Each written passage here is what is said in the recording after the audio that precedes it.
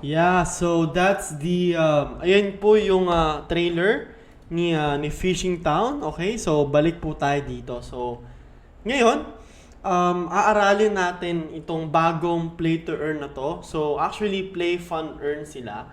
Pangalan po nito is Fishing Town. So it is nasa Binance Smart Chain din po siya. And syempre, bago tayo mag-start, syempre, do not forget na mag-subscribe kayo sa channel ko para mas maraming videos pa po ang makakreate ko. So, ngayon, aralin na po natin to. So, ito po yung website ni Fishing Town IO. So, sadly, tapos na po yung launchpad nila. So, hindi na po tayo makakapasok sa private sale nila. Pero ang kagandahan nito is, tawag doon, makikita natin tong game na to, ma-review kagad natin to before talaga yung actual launching na tinatawag. So, meron silang white paper. Mas madali mo actually maiintindihan kapag inopen mo to. Click mo lang to, tapos mapupunta ka na dito sa part na to. Okay? So, umpisahan natin sa number 2. Okay? Sa number 2 part. Okay? So, punta tayo dito. Number 2. So, ito po yung mga maps na makikita nyo po na pwede kayong maka-join sa Fishing Town. So, pwede kayo sa lake, pwede kayo sa river, pwede rin kayo sa sea. Okay? So, meron actually na isa pa which is yung Mikishi, pero hindi ata siya nalagay dito sa part na to kasi siguro masyado malaki. Pero, ayan po. So, different ambience lang naman yung pinagkaiba. Pero in terms siguro sa profits, in terms of like yung kung sa gameplay and everything, same lang naman po siya. Iba lang yung map, iba lang yung ambience. So, sa bawat map din, meron storyline. So, ito ang pangalan ng map na to, yung lake na to is Sokonashi Lake. Okay? So, as a Sokonashi Lake, mafa-find mo dito yung mga rare breed ng fishes, hidden gems. So, syempre, if nakakuha ka ng rare, kapag nakuha mo yun, pwede yun ibenta na mas mataas. Mas mataas kasi rare nga eh. Di ba? So, syempre, maganda din siyang i-keep kasi kapag sinabing rare, mahirap po siyang kunin. Hindi siya common. Yung river naman, so, sa river, tawag doon, ito is more likely the story of Iron River eh. Pero wala naman nabanggit dito kung ano yung makakuha mo. Pero I guess, since same lang naman siya, different lang talaga yung ambience, okay lang din naman dito sa Iron River. So, pwede ka rin dito sa Right Domes the Sea. So, yan po yung pangalan. And dito sa Mikishi Town. So, sa Mikishi Town, parang may malapit na may malapit na kagad na store no? So, ito yung mga NFT asset sa sa Fishing Town. So, Nessie Rod, Ryumon Koi Rod, and Megalodon Rod. So, syempre, kapag ganito, ito yung pwede mo makuha dyan, di ba? Ito, mas mataas yung rod mo, mas malakas yung rod mo, mas maganda yung makukuha mo. Okay? So, ito naman yung different NFT assets ng fish. So, ang cute nga kasi 2D siya. So, medyo may Pokemon vibes ako ng konti dito. Pero, ang ganda naman. Maganda yung gameplay. Na-explain naman, 'di ba? So, actually nandito 'yun eh. So, ito yung pinaka madaling tawag doon explanation dito sa gameplay na to. Pipili ka ng map, kakatch ka ng fish sa area, tapos syempre huhulihin mo lang 'yon. Tapos pwede mong ibenta or i-reserve mo yung fish na 'yon. Okay? So, pwede mo rin kasi gamitin yung fish sa in-game activities, di ba? So, sa gameplay naman, meron daw 100 unit and level of energy for each activity. So, sa tingin ko rito, kailangan mo ng another stuff. So, para ma-regain yung energy, ay tawag doon, kailangan mo mag-purchase ng foods. Tama nga ako kasi parang nakadama na ako ng gantong klaseng gameplay before. So, syempre, bibili ka ng foods, tapos ng different food, para ibig sabihin mag-recharge din yon, 'di ba? So, yun lang naman is if nagmamadali ka. Pero, kagandahan naman ito, nagre-recharge naman siya per hour. So, ito yung kagandahan. Hindi ko to nakita sa ibang games. Kasi sa ibang games talaga, yung energy talagang liability mo siya. At least dito, per hour, nagre-recharge siya. So, mas okay. Mas okay siya. 'Di ba? So, ayun, ito yung leveling. Siyempre, mas mataas yung level mo, mas maraming stamina yung makukuha mo per hour. So, siyempre, itong itong per hour na tinatawag na to, 'di ba? Siyempre, mas maraming regen, mas maraming beses ka rin makaka-fish, 'di ba? So, alam mo 'yun, mas mataas yung level mo, mas marami ka rin magagawa, 'di ba? So, ito naman yung level guide for tawag doon sa fishing mo, 'di ba? Kung god ka, syempre ang taas ng XP mo diyan, Brad, 'di ba? So, ayan yung multiplier po. So, sa quest and achievement, wala pa pong tayong alam dyan. Pero ito po ay meron din silang blacksmith. So, kapag kapag naka-blacksmith siya, 'di ba, i-increase mo yung favorite rod ability. So, ang mangyayari nun, kapag mas mataas yung level niyan, mas magiging powerful yung rod mo. Mas okay siya. So, kagandahan nito, actually hindi ko pa nagigets masyado kung paano nag-work yung blacksmith. But, like how, in terms of paano siya makaka-improve in earnings and everything. Pero, this is a good way of burning the NFTs. So, I would say na okay naman siya for me. So, meron din silang calendar. I think, more likely parang Japanese calendar to eh. Diba? So, Sakura, parang Japanese kasi yung tawag doon, yung kanilang concept na tinatawag. So, meron silang calendar. Tapos, yan, meron din silang gachapon. So, I think nabibili to. So, player randomly picks one rod from gachapon purchase. So, may presyo po yan, 'di ba? Tapos, syempre, ito po, dahil gacha siya, hindi nyo po sure kung ano yung makuha nyo. So, probably, kapag nag-gachapon kayo, is syempre, pag-isipan nyo mabuti kung bibili na lang ba kayo dito or sa marketplace. 'Di ba? So, syempre, pinopromote po nila is play, fun, earn kasi unang-una, pag play, fun, earn, hindi na siya yung katulad lang ng tao na parang gusto lang nila na gusto ko kasi maglaro nito kasi kumikita. At least dito, play, fun, earn, kapag kasama yung fun, which is play to earn pa rin naman, kapag kasama yung fun actually sa gameplay, mas maganda yung input, mas maganda yung results in your end, and syempre, mas nakaka-addict talagang gaming style, 'di ba? Hindi yung talagang parang kinikita lang. 'Di ba? Kita lang yung habol mo. At least dito, may saya, 'di ba? May saya. And if curious ka kung paano nga ba kumita dito sa Fishing Town, bukod sa pagbenta ng fishing rod, pwede ka rin kumita dito via minigame, via completing the quest which is not yet released din, via staking din yung token nila which is yung FHTN. Diba? Pwede ka rin mag-earn via contributing doon sa governance nila na DAO structure, and via participate in game center like Lotto, Fish Racing, Dice, and Wheel Fortune. I assume this one is more like gambling style siya. So, if gusto mo, pwede naman. Pero if medyo gusto mo ng safe play, dito ka mag-stick, di ba? And syempre, meron din silang community airdrop. So, mahal nila yung community nila. So, maganda rin yun.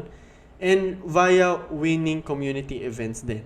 So, syempre sila, Fishing Town, tumutulong din po sila sa charity, 'di ba? So, ayun no, hence players have alternatives between receiving 50% rewards or donate this amount of money. Okay? So, they will donate, mapupunta po siya sa Department of Fisheries. Okay? Ang tanong lang po rito is, saan po talaga siya tawag doon mapupunta? Like, tawag doon yung proof nga ba, yung TX na tinatawag, transaction ID, is lalabas nga ba rito? 'Di ba? So, kapag na-proven talaga yon is masasabi natin na talagang they are contributing sa charity po. So, this is the roadmap of Fishing Town. So, tapos na ho sila dito sa Phase 1 and Phase 2. And nandito na po sila ngayon sa Phase 3. Malapit na sila matapos dito. Halos patapos na pala rather sa Phase 2. Kasi tapos na rin sila sa private and IDU eh. So, yung game release talaga, yung mapa, tsaka yung in-game items, pati NFTs, is magsa-start po sa Q1 next year. So, ang dami mangyayari next year kasi pati yung Android and iOS nila ay magre-release, yung voting system, yung leaderboard, yung NPC relationship, which is very important kasi unang-una 2D siya, at least man lang magkaroon ng konting interaction sa platform, 'di ba? Yung pag-mint din ng equipment NFTs ay sa Phase 3 po siya magsa-start. Now, yung ibang features like yung game center release, yung pag-release down ng FHTN sa centralized exchange, cooking and pet system is on Phase 4 po. Ngayon, hindi pa proof, hindi pa actually na-update to. I assume di kasi nila alam kung kailan to matatapos. So, ilalagay na lang nila siguro yan, i-update na lang nila in the future. And syempre, itong Phase 5, which is yung PvP, more cross-chain NFT, aquarium, and even metaverse. So, syempre, dahil dun sa announcement ni Zuckerberg, ang dami talagang tawag doon, nakikijoin dito sa metaverse hype na to, diba? So, dito po, yung tokenomics, dalawa po yung token nila, isang FHTN and isang GIL. So, FHTN is the main token po ng Fishing Town. So, meron lang pong 100 million supply nito. So, hindi naman masama to kasi una-una, kapag umabot yan talaga ng billion, masasabi kong shitcoin siya. Pero ito, I think, good siyang amount na token supply for me personally. Tapos itong FHTN, magagamit mo siya sa transaction in-game, pagbili ng NFT, and syempre, tawag dun sa staking, which you can make money, and syempre dun sa governance din. So, meron kang power to vote kapag ganyan ho. Ba? So, sa GIL token naman is unlimited yung supply niya, pero may burning mechanism naman daw na i-rebalance yung economy. So, syempre, ang pinakamalaking question dito po ay, pag binabalance po nila yung economy, paano kaya nila ma-ensure na hindi lang mag-deplete yung rewards, okay? So, syempre, for you to earn GIL, kukompletuhin mo yung game quest, tapos yung NFT marketplace, tsaka yung PvE minigame. So, ngayon, medyo masasabi natin na nasa white paper pa lang lahat, kasi po next month pa po talaga yung release ng actual game. Okay? So, pagka-release ng actual game, guys, gagawa ulit tayo ng another video na kung paano siya lalaroin and everything. So, do not worry. I-help ko kayo dito sa game na to. So, syempre ako, naghahanap din ako ng new games. So, ito po yung token distribution nila. Pagkatingin ko dito, mataas yung airdrop nila, marketing nila. Sakto lang siguro yung rewards na 20%. Meron din silang staking. So, itong staking na to is 14%. Meron din silang reserva na 6%. Tapos, ito po yung parang vesting period na tinatawag. Okay? So, kagandahan nun is talagang maayos naman. Maayos naman siyang naka-plotted. Okay? So, tawag dito, pinakamadaling salita, 55% is decentralized, 25% is allotted sa government, sa development rather, 10% is sa operation expense, and 10% naman sa ecosystem growth. Okay? So far, so good naman siya kasi una-una meron naman silang mint and burn. So, pwede ka mag-mint ng RAD and NFTs, ng Fish NFTs. 'Diba? Sa phase 3 naman, pwede ka na makamint ng iba pang equipments. Tapos sa phase 5, aquarium naman, pwede mo na mamint. So, syempre, wala pa pong details about this, pero at least, nagkakaroon tayo ng grasp kung ano talaga yung mangyayari dito sa game na to. Okay? So, meron daw silang semi-oracle na system. So, ang difference ng semi-oracle sa oracle is, sa semi-oracle na system daw, i-freeze down nila yung maximum and minimum price of Fishing Town token players used to purchase a gachapon. So, sa action down to, it helps stabilizing the Fishing Town token comparing to Oracle system. Moreover, it helps increasing the value of Fishing Town token. So, ang pinaka-naintindihan ko dito sa semi-oracle na to is kapag sobrang taas na ng price nung token, tataasan din nila yung price ng boxes. So, medyo okay to kasi di ko naman sinasabing hindi maganda yung kinokontrol, pero sa mga ganitong klaseng kasing technology na Oracle, di ba? Ang pangit kasi sa Oracle pag sobrang taas na ng presyo, di ba? Tapos, yung ganun pa rin siya, nauubos yung rewards. At least dito, hindi ka kagad ang problem lang dito, hindi ka makakapasok ng same price kung kunwari yung tropa mo pumasok siya dito ng $100. Syempre tinaasan na nila yung price ng boxes. Hindi ka na rin makakapasok ng for the price of 100. Kailangan mas malaki na yung capital mo. So, medyo okay to kasi tawag doon, medyo nililimit nila na hindi basta-basta makakakuha yung tao ng ganitong klaseng boxes, 'di ba? So, okay naman 'yun. Medyo bad side lang talaga dun sa mga konti lang puhunan. Pero in terms of, I think, sa economy, medyo okay to kasi una-una, kapag mas mataas yung presyo ng mga boxes, okay, syempre, usually yung mga ganong kasing tao, mga fans yan, mga loyals yan sa game. So, for me, goods yan. Pero syempre, we need to see first kung ano yung mangyayari in the future para hindi po talaga matulad to sa ibang Oracle games like ni Crypto Blades and everything. So, abangan ho natin, okay? So,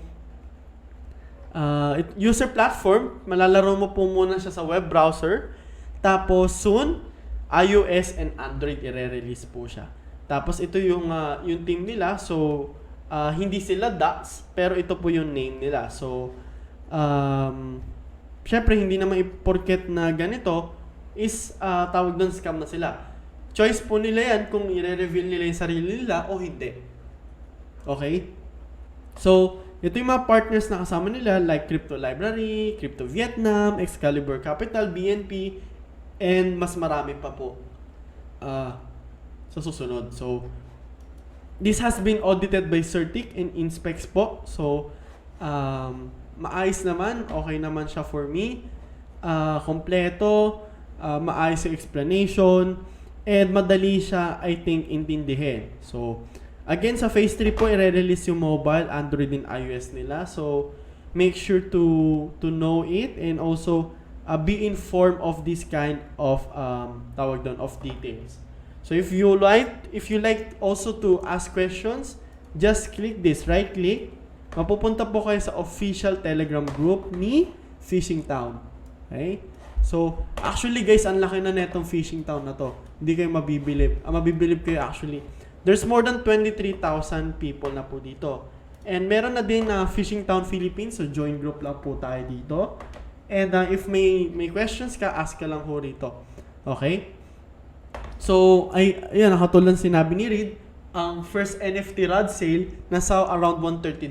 So, for as low as 6,500, sabihin natin 7,000 or 8,000, makaka-start ka na sa Fishing Town. Okay? So, ayun lang muna for today, guys. I hope nagustuhan niyo to. And syempre, do not forget to follow me on TikTok and also subscribe sa channel ko for more daily updates like this. And hanggang sa susunod po ulit, lalagay ko po lahat ng links sa description box para hindi po kayo mahirapan. Okay? Yun lang po.